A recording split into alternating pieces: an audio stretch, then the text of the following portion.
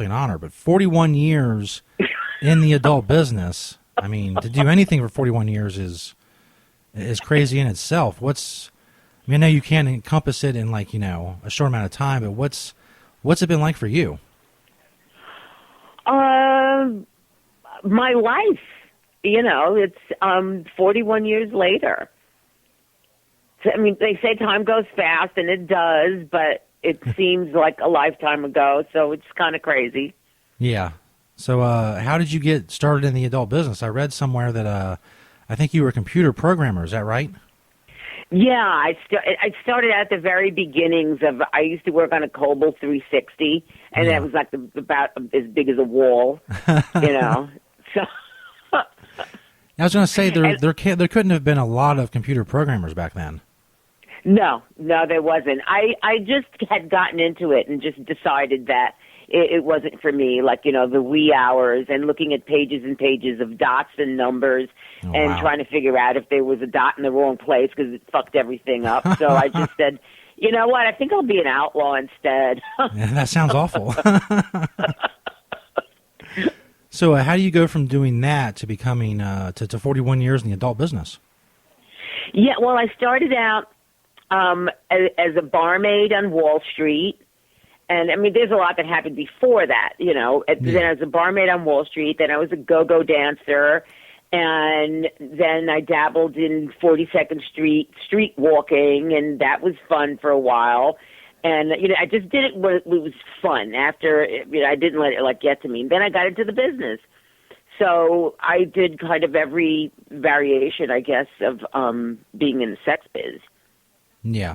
And 41 years in the business, you've obviously worked with a ton of people. Are there any just absolute favorites, male or female, that you've worked with over the years? I guess, Jamie Gillis, rest in peace. John Leslie, rest in peace. Oh, my God. And just everybody. It was like one big happy family, I can only remember one instance where I didn't like somebody, and it was because I didn't like the way he treated the women on the set. And it wasn't because that was the role he was playing. It was like that's what he was really like. And I was just like, an asshole. I don't think I'm going to work with him. Yeah. Which was very, very rare. I mean, Yeah, I guess, a lot of people, especially in the 70s, that's when porn really, it didn't go mainstream, but it really exploded from where it was. Was that something that you noticed, that just the explosion of the business overall? Well, it was very underground when I first started. The only thing you would see of porn movies was like these little tiny ads in the newspaper, and they wouldn't even ask what name you wanted to use. They would just make it up, like Leslie Tulips and what have you, And then slowly but surely, a magazine called Cinema X started, and I was on the cover of the very first issue, and they started to review the films. So little by little, it was still underground, but it kind of started to go a little bit above ground. And, 42nd Street was a big deal. And the 70s with the, sexual revolution, sex, drugs, rock and roll, disco, that thing. And then in the 80s, that's when the videos came out. So it just kind of ballooned after that. And then, of course, the Internet. So, no need to talk about that. That's like the universe. Yeah, I can't imagine. Just knowing of, the changes from the 70s to where we are now, it's got to be an incredible thing to see. Yeah. I have to say I prefer the era I was in because it was, it was done on 16 or 35 millimeter, and it was like a movie, whereas when video first came out, it was really like having sex on the news. That's how, like, upfront in your face it was. Yeah. And then slowly but surely with technology, everything got, it's high def, but it's still, they got better and better. So it's just a natural progression. And now I hear they have something where it's like virtual reality where you actually can almost touch the person. I don't know. I saw something about it on Twitter. Wow. Yeah. Pretty soon you'll be able to reach out and touch someone. For real. That's amazing shit. So, throughout your career, was there any any types of scenes that were your favorites, like anal or gangbangs or anything like that? Whatever I was doing at the moment, because I was into it. So it was all fun. It wasn't basically a preference. I mean, it was your job, and then they put forth, this is what you're going to do, and you just get into it. So it was, during the time when I was in it, it was like having a party. Yeah. You know, I mean, it wasn't as business like it is now. I mean, there was a formula. You get paid, you know, for the day, and there was a formula that you followed. Like, they would have to have in the script, there would have to be a boy-girl scene, a girl-girl scene, 2 boys, 1 girl, 2 girls, 1 boy, and at the end it was always an orgy. Yeah. So they kind of followed that. And it was really like having a big party in your house, you know?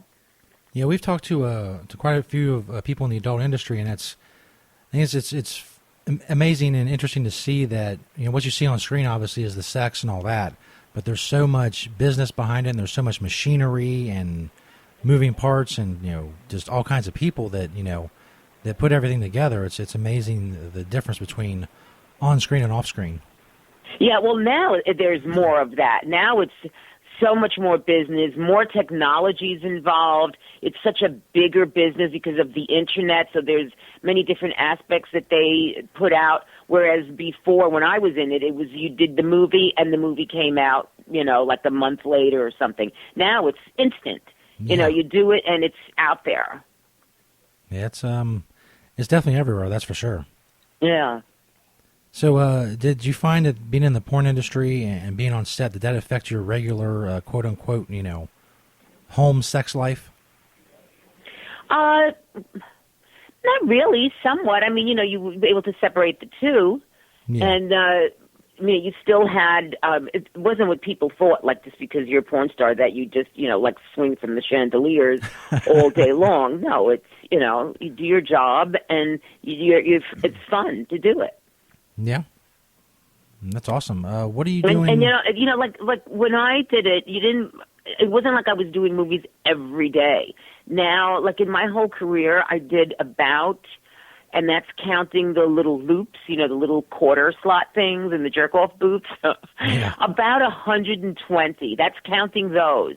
Yeah. Whereas now, these girls can do 120 in like a matter of a week. Yeah. You know, if you start, because if you count all the aspects of it, you know, like doing a movie, being on cam, doing like a quickie scene. So now it's, they just bang it out, literally. Yeah. So what kind of projects are you working on these days? Where's some places that people can see you and see what you're up to? Well, I'm on Twitter all the time. Not as much as some people. Like, I don't tweet every single day because it's like, you know, I don't have 140 characters in me every day. So I'm working on my eBay store where I'm selling all my pictures because I had trunks. Somebody had approached me one time and wanted to kind of make a deal with me with my old pictures and stuff. And when I showed them what I had, they could not believe that I had accumulated so much stuff. And it was like, who does this? And I was, well, I did. I saved every little scrap. I have like little flyers from all the gigs I was at. I have old pictures, artwork that fans have sent me, some jail art.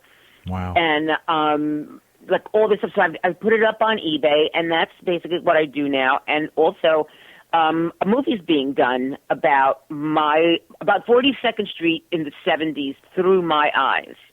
Wow. And the director is Thomas Mignone, and he's in pre-production right now. And it's coming along. I mean, it's gotten a lot of press. And Zulay Henao is going to be playing me, and the cast. There's a lot of good people in it, and I just, we don't have anything firm down, but it is in pre-production. Well, that definitely sounds awesome. Yeah, I'm really excited about it, So obviously, all of us here love Mary Jane, and you do as well. How long have you been smoking weed? Like, when did you start, and how did you get started? Well, I literally, to be honest, confess, I haven't smoked weed in so long. But I used to wake up with a roach stuck to my bottom lip. I had many shirts with little potholes on them from the burning seeds, you know. And that was my day. I mean, I woke up smoking, went to bed smoking, smoked in the showers, smoked while I was cooking, smoked while I was eating, smoked while you're having sex. I mean, and I had told you before, I have some brownies in my freezer that I threw in the back, and they're so old, I'm almost afraid to eat them because I may go off into, like, you know, some kind. As I'm talking about it, actually, it sounds kind of interesting where I may go if I take a bite of it. It might be a movie in itself. Yeah, it may like be so strong. So if I ask you along those lines, what's the highest you've ever been? Is there a certain instance or event that comes to mind? With pot? Yeah, or with anything, whatever. Whatever's got you the highest, actually.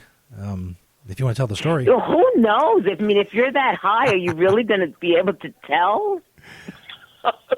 I know you may hear about it later from then it from became, people who witnessed you know it. what? After a while, it becomes the norm. Yeah. You know, and that's how you function. And, yeah, so I wonder, you know, with all the pot laws and everything, like, what would it be like if everybody was on pot? It would be just such a wonderful world. It'd be a lot calmer, that's for sure. Tell me about it. So, you know, when you were doing the movies and stuff, was pot something were you high all the time for those, or was it something that you would take a break for? Well, no, you do it before. You know, there was drugs on the set for sure. Yeah. I mean, you know, there was all kinds of drugs. My drug of choice back in the day was acid. Okay. So, you know, pot was kind of tame, I guess. But now I hear there's so many strains that do all these different things. So Oh yeah. I'm waiting for it to be legal here in New York.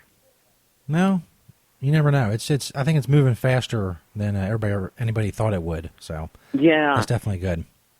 yeah, it's something about Colorado. I mean, people like that was a gold rush. Yeah. Yeah, but then didn't it fall apart somehow? Some parts of it, like No. So people far, lost it's money. So far, it's going good. I think they have something on the fall ballot about what they're going to do with the tax money. As far as like, jobs and tax revenue and sales, everything just keeps going up. Right. So, you mentioned the acid. Was that something you would do for a scene, or was that just too much? No, that was a little too much. The acid was more in my personal life. Yeah. So, I don't know what that would have looked like, actually. So I'm thinking you definitely got to know, there's a certain sequence of things you got to do, and I would imagine acid makes that impossible. Yeah, no, it would have looked, come on, it would have looked silly on screen. So what about sexually? Did you find something, that marijuana and or acid heightened the experience? Oh, yeah, sure. Yeah, I know. Yeah. We've talked to some people who say that, for whatever reason, they can't smoke when they're having sex. It makes them, paranoid or anxious or whatever. But I think most people definitely find that it enhances things.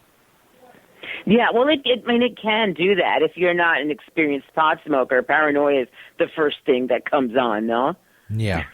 Of course, the law and the eyes shifting back and forth. Yeah, the law and the police have a lot to do with that. So, are you high all day? Most of the time.